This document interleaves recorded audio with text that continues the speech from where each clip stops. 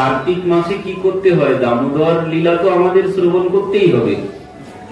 আর সখীগণ কি করেছিল? যে সময়ে সমস্ত সখীগণ 3 বৎসর 3.5 বৎসর বয়স, তারা সবাই একদিন প্রিয়াজির কাছে গিয়েছেন। প্রিয়াজিকে গিয়ে বলছেন, প্রিয়াজি তুমি তো সব জানো, আমরা কে, আমরা কোথা থেকে এসেছি, আমরা কি জন্য এসেছি, তুমি সব জানো, বলার অপেক্ষা রাখে না। তো আমাদের সেই মনোবাসনা কি করে পূর্ণ হবে? এই সখীগণ কারা? প্রিয়াজির যে সখীগণ তারা কারা?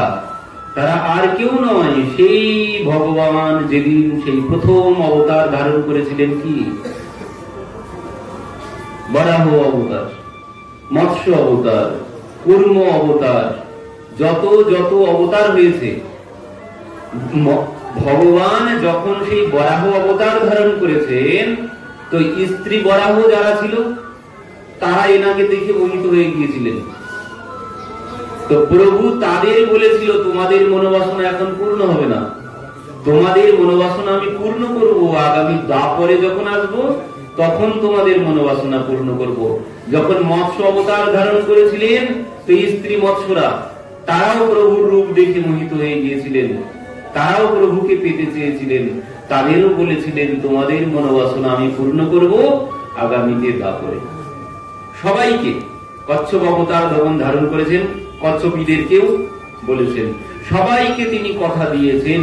পরবর্তীতে যখন রাম অবতারে এলেন, যখন সেই দণ্ডকারণ্যের মধ্যে তিনি উপস্থিত হলেন, দণ্ডকারণ্যে যাওয়ার আগে পথে যারা যারা দর্শন করেছে তাদেরও মনের মধ্যে ওই ভাবনা জেগেছে, সবার মনের মধ্যে ওই একটাই ভাবনা জেগেছে, এনাকে যদি প্রতিরূপে পেতাম।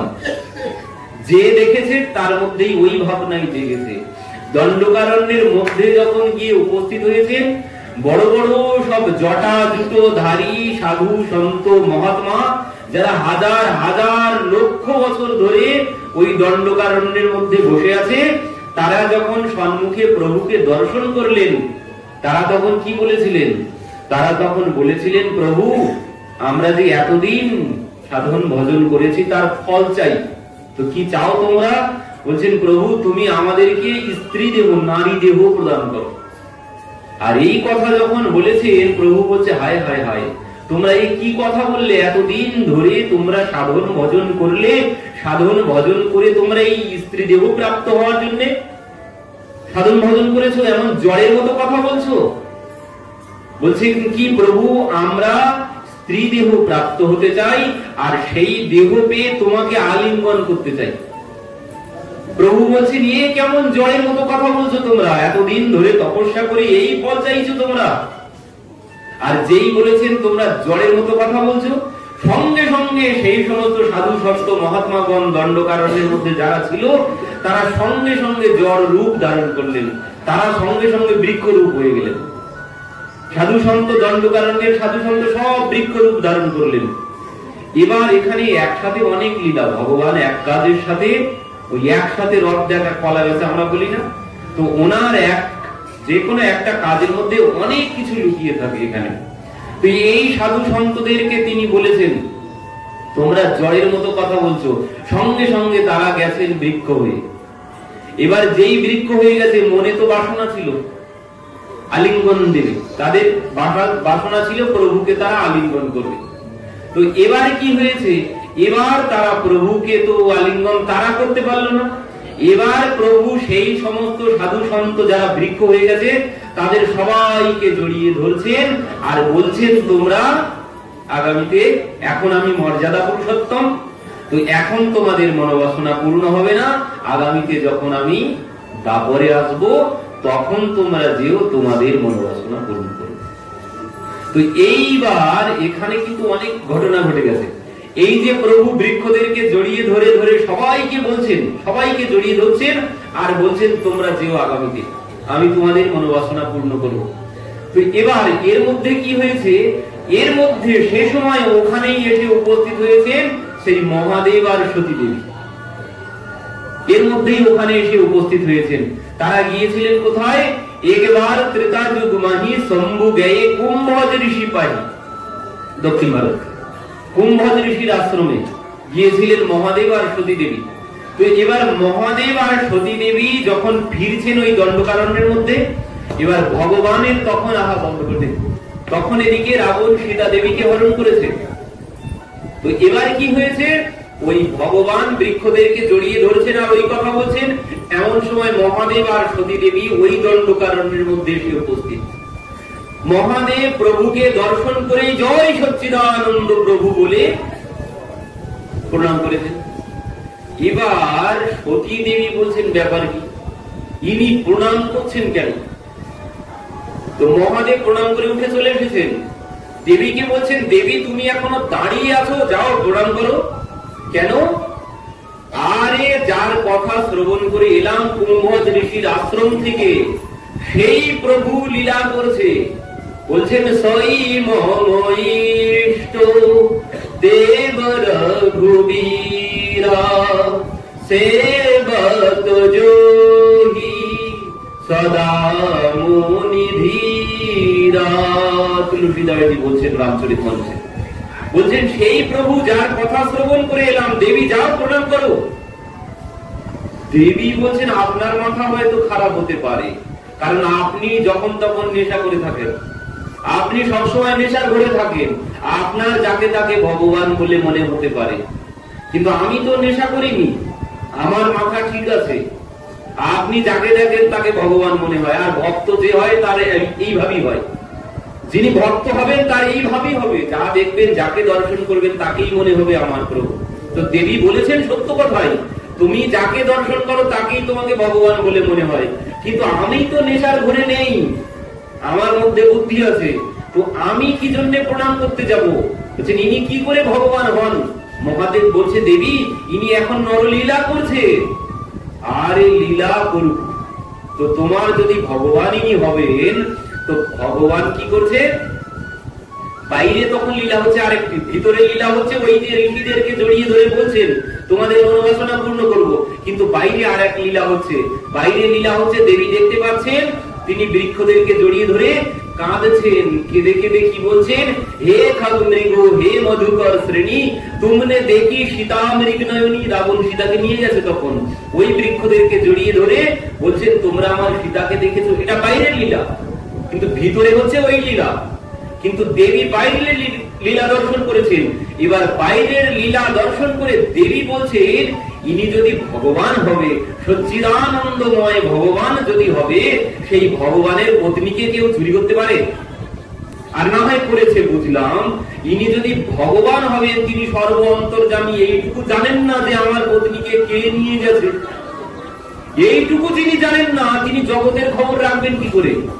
নিজের পত্নীকে কে নিয়ে গেল এইটুকু যে জানে না, সে ভগবান হয় কি করে? আমি কিছুতেই এনাকে প্রণাম করতে পারবো না, ইনি কিছুতেই ভগবান হবেন না।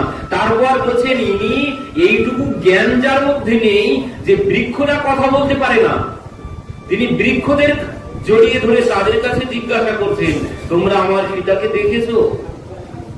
ইনি কি করে ভগবান হবে? তখন মহাদেব বলছেন দেবী তোমার যদি जो तुम्हारी मन में आसु संदेहु तो किन्न जाए परीक्षा लेहु। বলছেন দেবী তুমি তো পরীক্ষা করে দেখতে পারো। দেবীকে যেই বলা হয়েছে পরীক্ষা করে দেখতে পারো। এই যারা ভগবানকে বিশ্বাস না করে তাদের মধ্যে এই পরীক্ষার বাসনা থাকে। এই পরীক্ষা করতে গিয়ে ব্রহ্মা ভেবেছিলেন। সতী দেবী বলছে হ্যাঁ পরীক্ষা করব, ঠিক বলেছেন। তো এবার গেছে কিভাবে? বলছেন পুনি পুনি হৃদয়ে বিচার করি ধরি সীতা করে রূপ। বারবার চিন্তা করেছেন কিভাবে পরীক্ষা করবেন। চিন্তা ভাবনা করে তিনি কি করেছেন? সীতা দেবীর রূপ ধারণ করেছেন। করে আগে হই পন্ত তেহি চলে, বলছেন আগে আগে প্রভুর আগে আগে চলতে শুরু করেছেন। যেই আগে আগে চলতে শুরু করেছেন, এদিকে প্রভু লক্ষ্মণজিকে কিনু দিয়ে আঘাত করছেন। দেখো ভাই দেখো, লীলা দেখো, নাটক হচ্ছে দেখো সম্মুখে। ভাই বলছে দাদা কি ব্যাপার, আমি তো বুঝতে পারলাম না, যে দেখতে কি ব্যাপার। এবারে কি হয়েছে? সীতা দেবী সতী দেবী সীতা দেবীর রূপ ধারণ করেছে, করে সম্মুখ দিয়ে যাচ্ছে, প্রভু পিছনে পিছন দিয়ে যাচ্ছেন। প্রভু পিছনে, সতী দেবী আগে চলেছে। তো বলছেন এই যেখানে নকল ভক্তি হয় সেখানে ভক্ত আগে যায়, ভগবান পেছনেই থাকে। ভগবান পেছনে, ইনি আগে আগে যাচ্ছেন। তো এবার প্রভু কাছে গিয়েছেন, গিয়ে বলছেন মাতা, মাতা আপনি এখানে কি করছেন? আমার ভোলে বাবা কোথায়? বিশ্বাসের পত্নী শ্রদ্ধা কোথায়? বলছেন আপনি বিশ্বাসের পত্নী, আপনার শ্রদ্ধা কোথায়? আর যেই বলেছে তখন তো এনার মাথায় সঙ্গে সঙ্গে ঘোমটা টেনে দিয়েছে, দিয়ে এবার পালিয়ে আসবেন। ধরা তো পড়ে গেছি, এবার তো পালাতে হয়, কোন দিক থেকে পালাবো? আর পালানোর সম্মুখে যাচ্ছেন, সম্মুখে প্রভু, পেছন দিকে পালাবেন, পেছন দিকে প্রভু, ডাইনে যাবেন, ডাইনে প্রভু, বাঁয়ে যাবেন, বামে প্রভু, কোনো দিকে আর পালানোর পথ নেই। তখন বুঝতে পারলেন যে আমি বড় ভুল করেছি, ভগবানকে পরীক্ষা করতে এসেছি। এবার এখানে যে ভুল, প্রথম ভুল, পতির কথা বিশ্বাস করেননি। পতি বলল, পতির কথা বিশ্বাস করলেন না, ভগবানকে পরীক্ষা করতে এলেন। তারপর ভুল কোথায়? বলছেন যেখানে স্বামী যদি কাউকে প্রণাম করে, সেখানে যদি আমার পত্নী থাকে, বলার অপেক্ষা রাখে না, পত্নীকে তাকে প্রণাম করতে হবে, না করলেই অপরাধ। স্বামী প্রণাম করছে, পত্নী দাঁড়িয়ে আছে, পত্নীর অপরাধ হবে। বলছেন স্বামী স্ত্রী দুইজন প্রণাম করছে, সেখানে তার পুত্র বা কন্যা দাঁড়িয়ে আছে, তারা যদি প্রণাম না করে, এখানে কিন্তু বলার অপেক্ষা রাখে না। এখানে যদি প্রণাম করলাম, আমি দেখলাম যে আমার বাবা মা প্রণাম করছে, আর আমি দাঁড়িয়ে দাঁড়িয়ে দেখছি, অপরাধ হয়ে গেল। তো এই গেল অপরাধ হয়ে। ভগবানকে গেলেন পরীক্ষা করতে, এবার পরীক্ষা করে এসে মহাদেবের কাছে দাঁড়িয়েছেন। মহাদেব বলছে বলো দেবী প্রণাম করেছো? বলছে হ্যাঁ প্রণাম করেছি। দেবী তোমার চোখ মুখ দেখে তো মনে হচ্ছে না তুমি প্রণাম করেছো। দেবী বলছে হ্যাঁ প্রণাম করেছি, আপনি যা বলেছিলেন আমি সেইভাবে, আপনি যেভাবে প্রণাম করেছেন আমি সেইভাবে প্রণাম করেছি। মহাদেব বলছেন এ তো ঠিক বিশ্বাস করা যাচ্ছে না। তো মহাদেব সঙ্গে সঙ্গে চোখ বন্ধ করেছেন, করে দেখলেন কি ওই ঘটনা ঘটেছে। তখন মহাদেব প্রতিজ্ঞা করলেন যে শিব সংকল্প কিন মন মাহি, মহাদেব সংকল্প করলেন এমন পত্নী সাথে রাখা যায় যে ভগবানকে বিশ্বাস করে না, পতির কথায় বিশ্বাস করে না, যে ভগবানকে পরীক্ষা করতে যায়, এমন পত্নী সাথে রাখা চলে না। তো মহাদেব চলে গেলেন কৈলাসে, পত্নীকে কিচ্ছু বললেন না, চলে গেলেন কৈলাসে। সেখানে গিয়ে ৮৭,০০০ বছর সমাধিস্থ হয়ে গেলেন। এবার সেই ধ্যান ভঙ্গ হলো কোন দিন? ধ্যান ভঙ্গ হলো সেই দিন যেদিন সেই দক্ষ মহারাজ মহাদেবকে ছোট করার জন্য যজ্ঞ করছে, সেই দিন ধ্যান ভঙ্গ হয়েছে। দেবী গিয়ে উপস্থিত। তো মহাদেব দেখছেন এ তো অপরাধের পর অপরাধ, তো যদি অপরাধ খণ্ডন করা যায় তো তার জন্য মহাদেব দেবীকে দর্শন করে কি করেছেন, আজ বামে বসার আসন, পত্নী বামে বসে, কিন্তু মহাদেব আজ সম্মুখে বসতে বলছেন দেবীকে, কারণ ত্যাগ করে দিয়েছেন। তো এই জন্য সম্মুখে বসিয়েছেন। সম্মুখে বসিয়ে ওই সেই রাম কথা কুম্ভজ ঋষি যা বলেছিলেন শ্রবণ করাতে শুরু করেছেন। কিছুতেই মন বসছে না। ওই যে অপরাধ যার মধ্যে হয়ে যাবে না, ভগবানের চরণে যদি অপরাধ হয়ে যায়, ভক্তের চরণে যদি অপরাধ হয়ে যায়, এখানে মহাদেবের উপরে আর ভক্ত নেই। তো ভক্তের চরণে অপরাধ, পতির চরণেও অপরাধ, জগৎপতির চরণে অপরাধ। তো এই জন্য মহাদেব বলছে দেবী কি ব্যাপার, মন দিয়ে শোনো। কিন্তু ইনি বারবার এদিক ওদিক তাকাচ্ছেন, মন কিছুতেই বসছে না। এমন সময় উপর দিয়ে বিমান যাচ্ছে, বলছেন ওই দেখুন, আরে দেবী কথা শোনো। কিছুতেই ধমক দিয়েও দেখেছেন, কথায় আর মন বসছে না। তো এবার বলছে দেখুন না কারা যাচ্ছে। বলছেন দেখতে হবে না, কারা যাচ্ছে শুনবে। বলছেন সমস্ত দেবতারা যাচ্ছে। কোথায় যাচ্ছে জানেন? বলছে হ্যাঁ জানি, তোমার পিতার ভবনেই যাচ্ছে। আমার পিতার ভবনে যাচ্ছে, আমি যাব না, আপনি যাবেন না? বলছেন না আমিও যাব না, তুমিও যাবে না। কেন? এবার বলেছেন সব ঘটনা, কিন্তু দেবী কিছুতেই রাজি হলেন না। বলছেন আমি যাব। মহাদেব বলছেন দেখো তোমার পিতা কোনো চিঠিপত্র কোনো কিছু পাঠায়নি, কোনো নিমন্ত্রণ পত্র আমাদের পাঠায়নি, তো এই জন্য যাওয়া উচিত না। অনেক কথা বলেছেন, অনেক জ্ঞান দিয়েছেন, কোনো জ্ঞান ওনার মধ্যে প্রবেশ করেনি। উনি বেরিয়ে পড়লেন। মহাদেব বাধ্য হয়ে গণেদেরকে পাঠিয়ে দিলেন, ওখানে গিয়ে তিনি দেহত্যাগ করলেন। তো এই দেহত্যাগের কারণ কি? এই অপরাধ কিন্তু সব। তার জন্য সতী দেবী দেহত্যাগ করেছেন। কিন্তু মৃত্যুকালে একটা ভালো কাজ করেছিলেন, বুঝতে পেরেছিলেন যে আমার ভুল হয়েছে। সেই ভুলের জন্য তিনি সেই অগ্নির মধ্যে দাঁড়িয়ে ভগবানকে বললেন, প্রভু যে ভুল করেছি তার জন্য তুমি ক্ষমা করে দিও, আর আগামীতে যদি জন্ম দিও, বললেন আগামীতে আপনি আমাকে আপনার পদে যেন আমার প্রেম থাকে, যদি জন্মগ্রহণ করি সে জন্মে যেন আপনার প্রতি আমার প্রেম থাকে, এমন অপরাধ যেন না করি। এই জন্য পার্বতী রূপে এসেছিলেন পরবর্তীতে। তো ওদিকে আর যাবো না, তো আমরা যেদিকে যেতে চাইছি, তো এই যে দণ্ডকারণ্যের সাধু সন্ত, তাদেরকে ভগবান বলেছিলেন তোমাদের মনোবাসনা পূর্ণ করবো আগামীতে।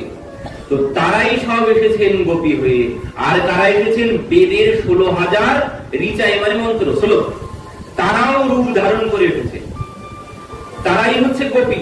তো তারা প্রিয়াদির কাছে গিয়েছেন, গিয়ে বলছেন প্রিয়াদি তুমি তো সব জানো আমাদের মনোবাসনা, তো আমাদের মনোবাসনা কি করে পূর্ণ হবে? তো প্রিয়াদি তখন তাদের কি উপদেশ করেছিলেন? তখন তাদেরকে উপদেশ করেছিলেন এই, বলছেন উপদেশ করেননি, শুধু উপদেশ করেননি, উপদেশের সাথে নিজেও ছিলেন। স্বয়ং প্রিয়াদি নিজে সখীদেরকে নিয়ে কি করতেন, এই 1 মাস তারা ওই তুলসী দেবীর পূজন করেছিলেন। কার্তিক মাসের 1 মাস প্রিয়াদি বলল তোমরা এই আমার সাথে আমি যা বলছি তাই করো, তোমাদের মনোবাসনা পূর্ণ হবে। তো সেই প্রিয়াদি সমস্ত সখীদেরকে নিয়ে কার্তিক মাসের 1 মাস, আমরা তো দামোদর লীলা শ্রবণ করে কাটিয়েছি, কিন্তু সখীগণ কি করেছিল, তারা কার্তিক মাসের 1 মাস ওই তুলসী দেবীর পূজন করেছিলেন। তুলসী দেবীর মহিমা কথা প্রত্যহ স্বয়ং প্রিয়াদি রাধারানী ওই সখীদেরকে শ্রবণ করিয়েছিলেন তুলসী দেবীর মহিমার কথা। তো সেই তুলসী শালগ্রাম বিবাহের তিথি হচ্ছে আজ। আর এই মনোবাসনা পূর্ণ কি করে হলো, বলছেন এই প্রথমে তারা কার্তিক মাসে 1 মাস এই তুলসী দেবীর আরাধনা করেছেন, তুলসী দেবীর পূজন করেছেন। তো সেই তুলসী দেবীর মহিমাও আমরা আজ একটু আস্বাদন করব।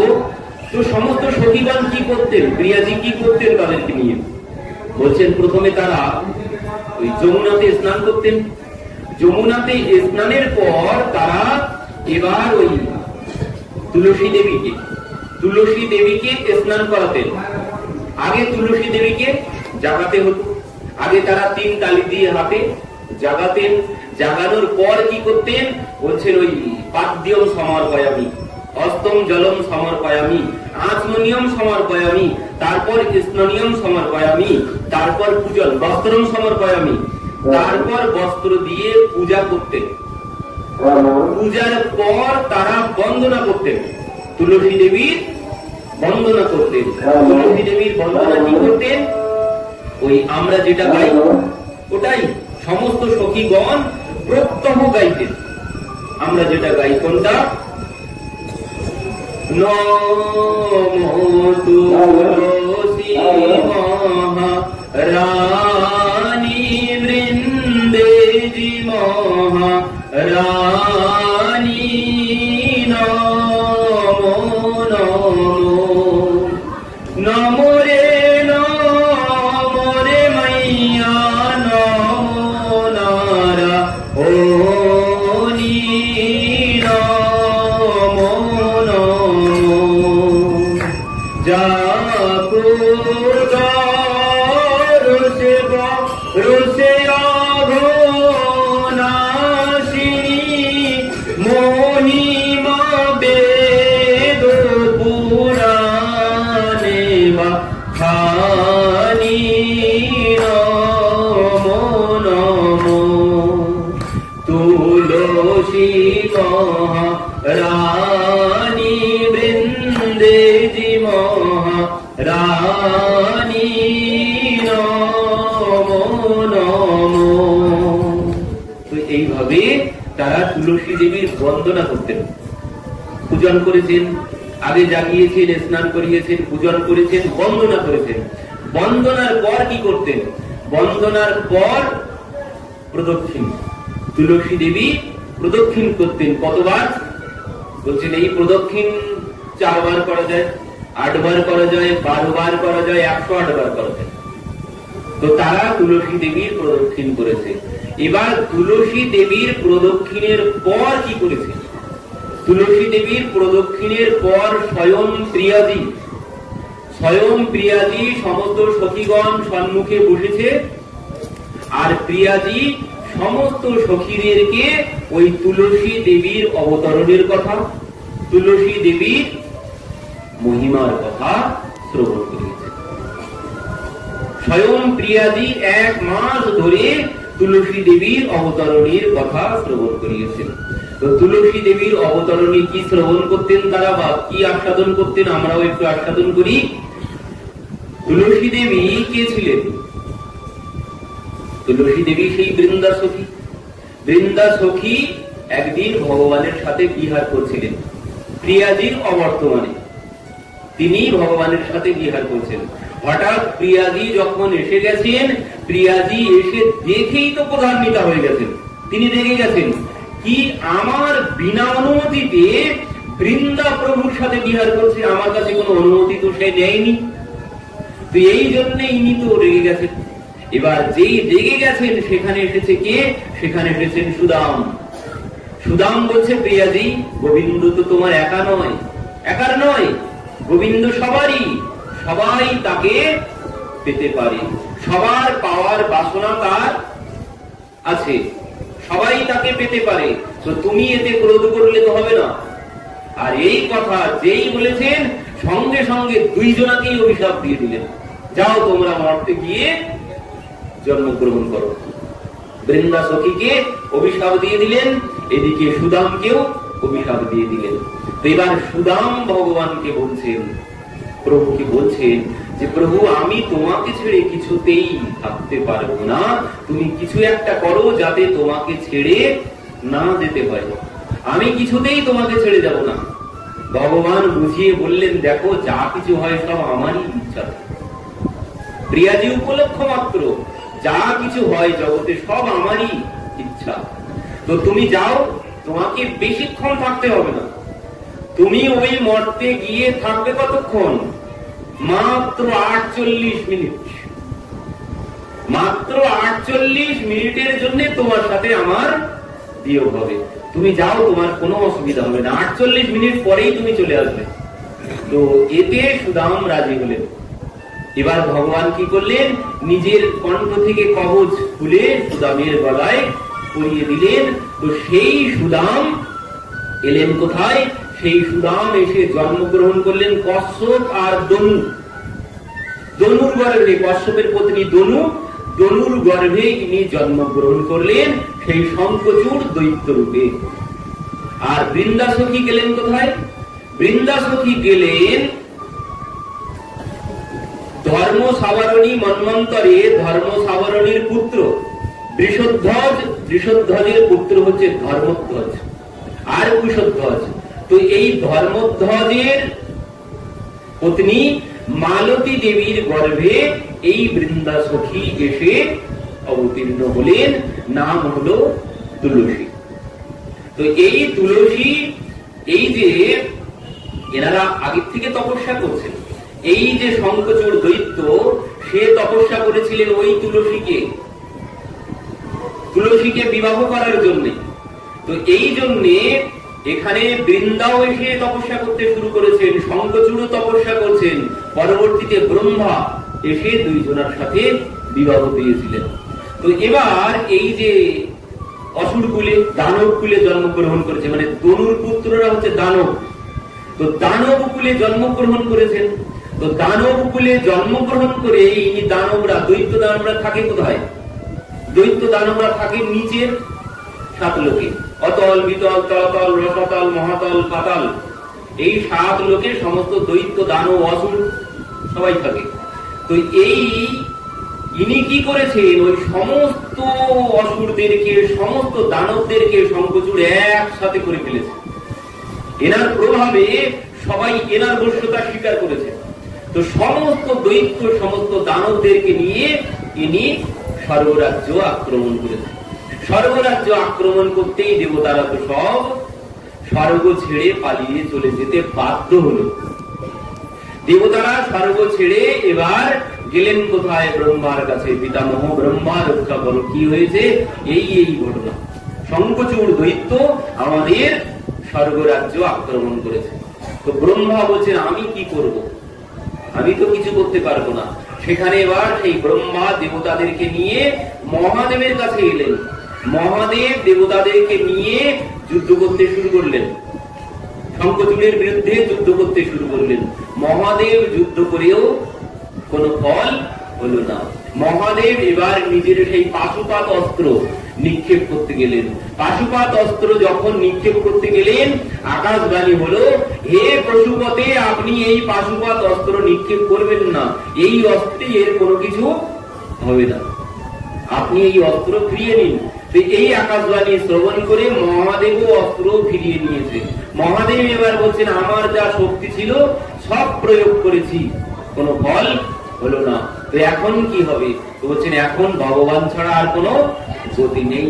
তো সমস্ত দেবতারা, ব্রহ্মা, মহাদেব সবাই এলেন, ভগবানের শরণাপন্ন হলেন, প্রভু তুমি রক্ষা করো, তুমি ছাড়া আমাদের এই বিপদ থেকে রক্ষা করার কেউ নেই। তো ভগবান বললেন ঠিক আছে। এদিকে এই শঙ্খচূড়ের এত শক্তিশালী কি জন্য হয়েছে? সতী নারী বৃন্দা তুলসীর সাথে বিবাহ হয়েছে, এই শক্তি আছে। আর ওই যে ভগবান নিজের কবচ কুণ্ডল এনাকে পরিয়ে দিয়েছিলেন, এই শক্তিতে সে শক্তিমান, তাকে কেউ পরাজিত করতে পারে না। তো এই জন্যে একে তো কেউ, স্বয়ং মহাদেবই পারলেন না, কারণ ভগবানের শক্তি আছে এখানে, এই জন্য মহাদেবও পারলেন না।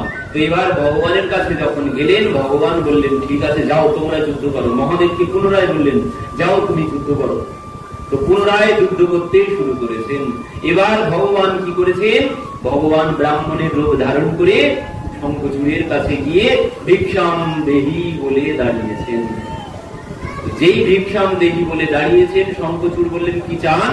বলছেন তোমার ওই কণ্ঠে যে কবচ কুণ্ডল আছে ওটাই আমি চাই। কবচ কুণ্ডল নিয়ে চলে এলেন ভগবান।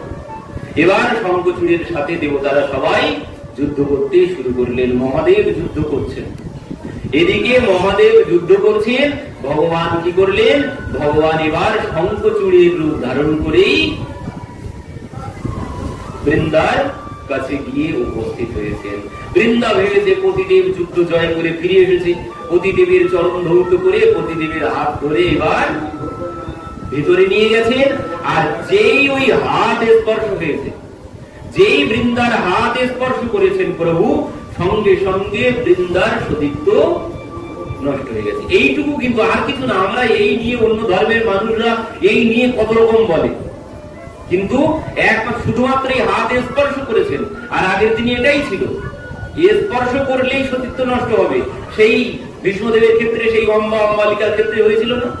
কিচ্ছু পারেননি, শুধু বিষ্ণুদেব হাত ধরে এনেছেন, যে ওতেই সতীত্ব নষ্ট হয়ে গেছে, আর বিবাহ করলেন না। তো এইভাবে সতীত্ব নষ্ট হলো। এবার যেই সতীত্ব নষ্ট হয়েছে, ওদিকে শঙ্খচূড়ের সমস্ত শক্তি সব চলে গেছে। যেই শক্তি হরণ হয়ে গেছে, ওদিকে মহাদেবের অস্ত্রে তার শিরচ্ছেদ হয়ে গেছে। আর সেই শির এসে পড়েছে কোথায়? বৃন্দার সম্মুখে, সেই কুটিয়ায় বৃন্দার সম্মুখে। এবার যেই বৃন্দা দেখলেন সম্মুখে স্বামীর শির, সঙ্গে সঙ্গে বলছেন তুমি কে? আর যেই বলেছেন তুমি কে, ভগবান সঙ্গে সঙ্গে নিজের স্বরূপে এসে উপস্থিত। বৃন্দা যখন দেখলেন স্বয়ং ভগবান আমার সম্মুখে দাঁড়িয়ে আছে, বৃন্দা তো ভগবানকে গালি দিতে শুরু করেছেন।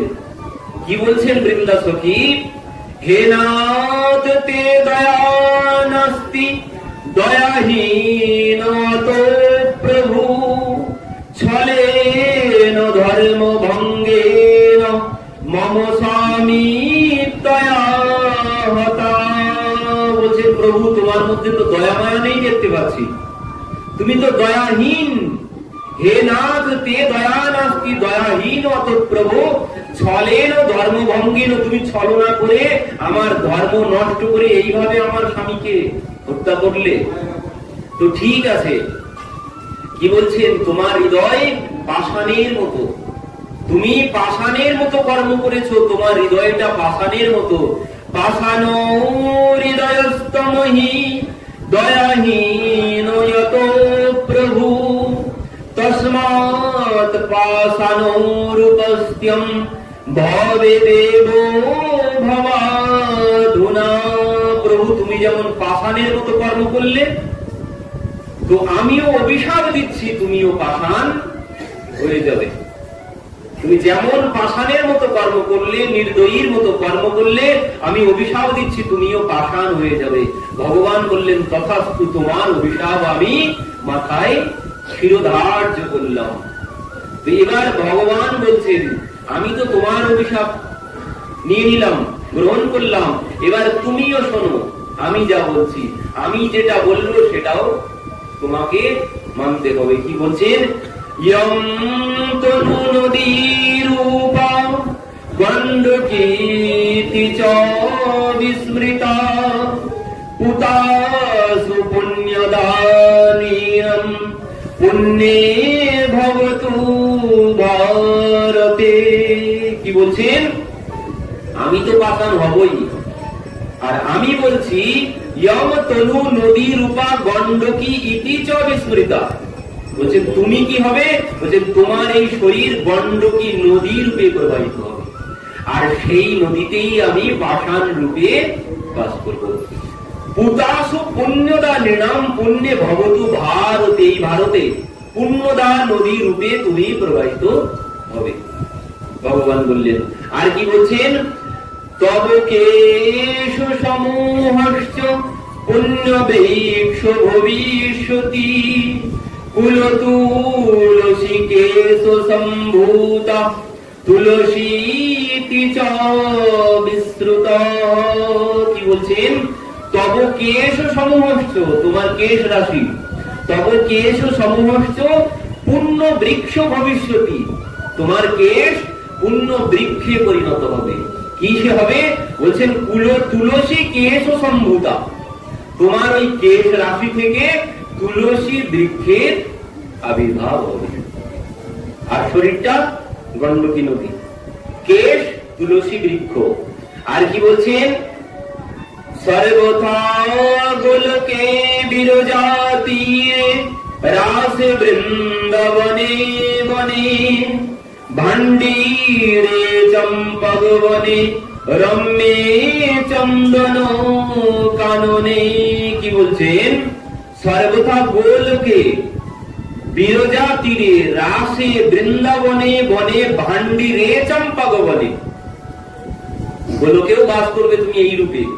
আর কি বলছেন? বৃন্দাবনে, ভান্ডীর বনে, তাল বনে, সমস্ত বনে, মানে আমি যে যে বনে বিচরণ করব, ভগবান যে যে বনে গাভীচারণ করেছেন সমস্ত বনে তুমি বাস করবে, আর ওই ওই বনেই আমি গাভীচারণ করব।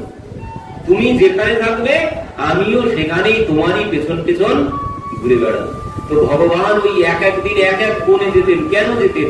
ওই যে ওনার সাথেই দেখা করতেন, প্রত্যহ এক এক বনে যেতেন গাভীচারণ করতে। তো বলছেন ভান্ডীরে চম্পক বনে, ভান্ডীর বনে, ভান্ডীরে চম্পক বনে রম্যে চন্দন কাননে, তুমি এই সমস্ত স্থানে ওই বৃক্ষ রূপে বাস করবে। আরো কি বলছেন? তুলসী তরুমূলেষু পূর্ণ দেশেষু পূর্ণদম অধিষ্ঠানম চ তীর্থানম সর্বেষাং চ ভবিষ্যতি। কি বলছেন দেখুন, ভগবান কি বলছে তুলসী দেবীর মহিমা। তুলসী তরুমূলেষু, তুলসী তরুমূলেষু পূর্ণ দেশেষু পূর্ণদম।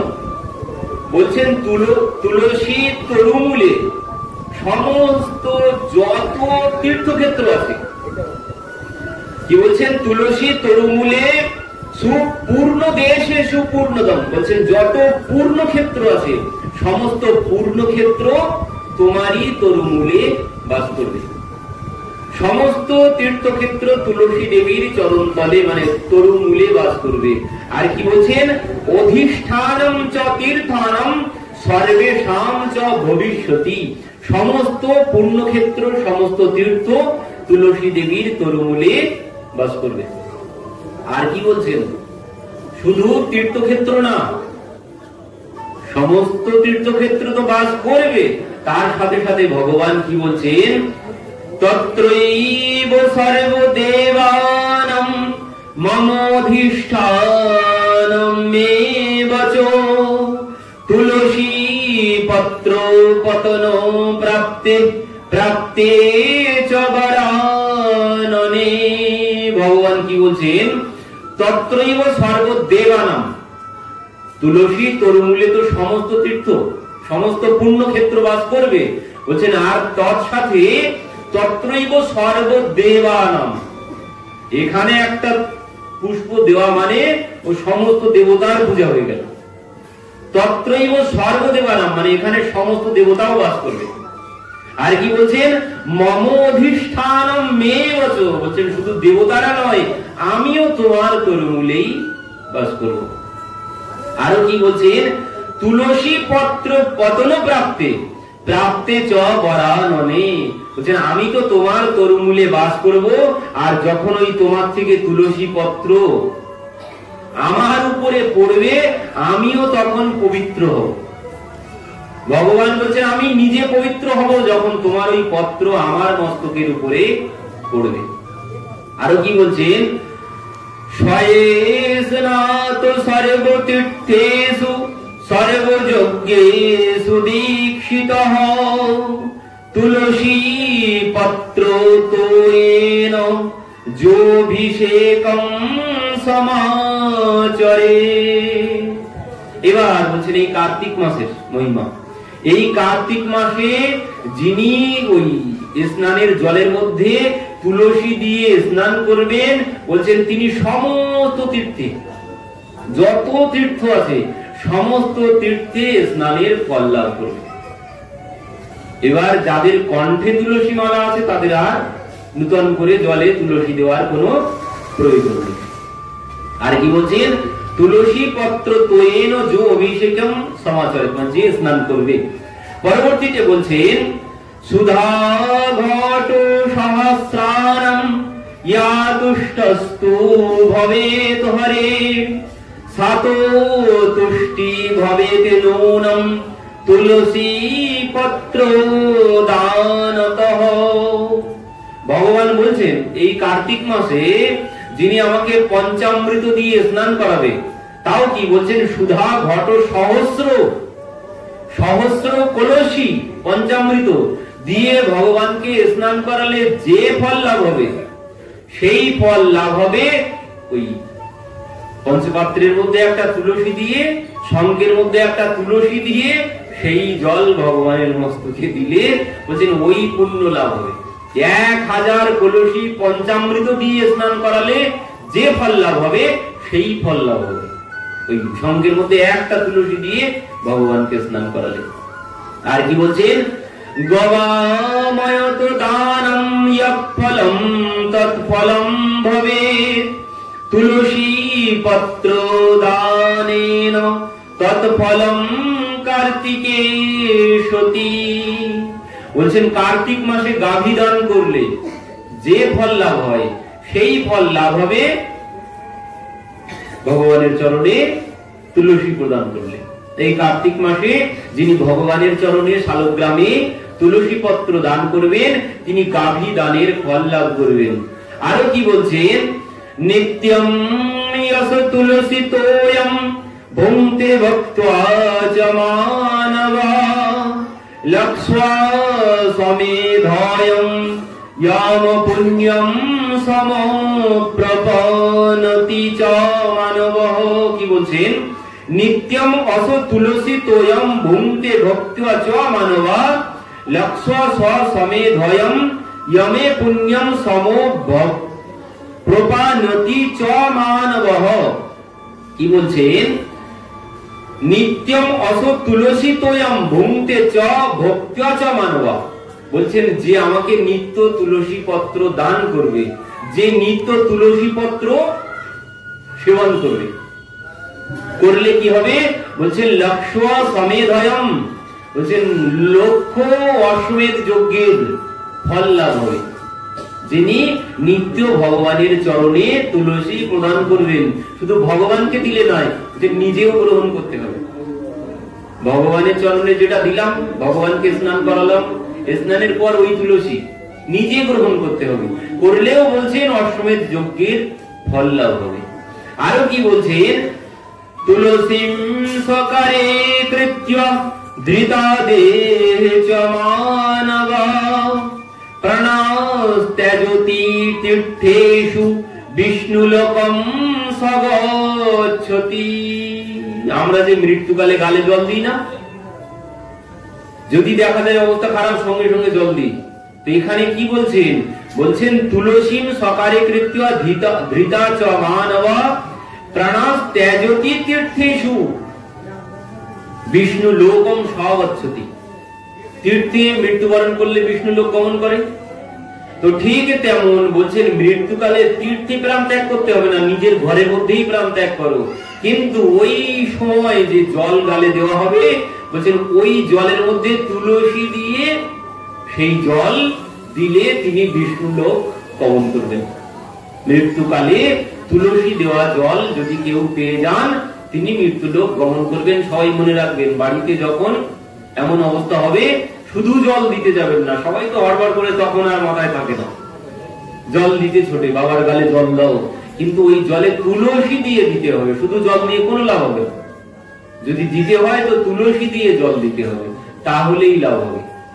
পরবর্তীতে কি বলছেন এইবার একটু কিছু সাবধানতার কথা বলেছেন। কি বলছেন, পূর্ণময়ায়ম অমায়ায়ম চ দ্বাদশম রবি শঙ্করমে তৈল ভগ্যম চ কৃতা চ মধ্যাহ্নে নিশিষম দেহ। কি বলছেন, পূর্ণময়ায়ম অমায়ায়ম মানে পূর্ণিমা আর অমাবস্যা, পূর্ণিমা অমাবস্যা চ দ্বাদশম রবি শঙ্করমে, দ্বাদশীতে রবিবারে, পূর্ণিমা অমাবস্যা দ্বাদশী রবিবার, তৈলভগ্যম মানে গায়ে তেল মেখে মাথায় তেল দিয়ে, তৈলভগ্যম চ কৃত চ মধ্যাহ্নে নিশি সন্দেহ, দুপুরবেলা মধ্যাহ্নকালে আর সন্ধ্যাবেলা তুলসীতে স্পর্শ করা যাবে না। এই হচ্ছে বিধি নিষেধ। শুনলেন না? আরেকবার বলবো, পূর্ণিমা অমাবস্যা দ্বাদশম রবি শঙ্করমে, দ্বাদশীর দিন রবিবারের দিন, আর কি তৈলভগ্যম গায়ে তেল মেখে, আর কি বললেন মধ্যাহ্নে দুপুরবেলা, আর নিশি সন্দেহ মানে নিশাকালে রাত্রিকালে সন্ধ্যাবেলা তুলসী স্পর্শ করা যাবে না। আরো কি বলছেন পরবর্তীতে, অশৌচে অশৌচ কালে রাত্রিবাস বিতানরহ তুলসী বিচনবতী তে ছিন্দন্তি হরে শিরঃ। কি বলছেন দেখুন, অশৌচে অশৌচে অশৌচ কালে, অপবিত্র অবস্থায় অশৌচ কালে রাত্রিবাসে মানে রাত্রিতে ঘুম থেকে উঠে, বিত নরহ তুলসী এ বিচনগতি তে ছিন্দন্তি হরের শিরঃ। যদি এই সময়ে তুলসী পত্র চয়ন করা হয়, সে কি করবে বলছেন, ভগবানের শিরচ্ছেদ করবে। যদি কেউ রাত্রিকালে, যদি কেউ ঘুম থেকে উঠিয়ে স্নান না করে তুলসী পত্র চয়ন করেন, তাহলে কি হবে বলছেন, সে ভগবানের শিরচ্ছেদ করবে। তো এই হচ্ছে তুলসী দেবীর মহিমা কথা। স্বয়ং প্রিয়াজি সমস্ত গোপিকাদেরকে নিয়ে এক মাস, সমস্ত কার্তিক মাসে এই তুলসী দেবীর মহিমা শ্রবণ করিয়েছিলেন। কেন শ্রবণ করিয়েছিলেন? এ আমাদের জন্যই শ্রবণ করিয়েছেন। ওই গোপিকাদের তাদের কোনো প্রয়োজন নেই। তাদের কি কোনো প্রয়োজন আছে? তাদের কোনো প্রয়োজন নেই, কিন্তু আমাদের শিক্ষা দেওয়ার জন্য স্বয়ং রাধা রানী সখীদেরকে নিয়ে এই তুলসী দেবীর মহিমা কীর্তন করেছিলেন, পূজন করেছিলেন আমাদের শিক্ষার জন্য, যাতে আমরাও ভগবানকে পেতে পারি। তো কি করে পাবো? ওই তুলসী দেবীর আরাধনা করতে হবে এই এক মাস ধরে। আর এই আজ এই তুলসী দেবী আর শালগ্রাম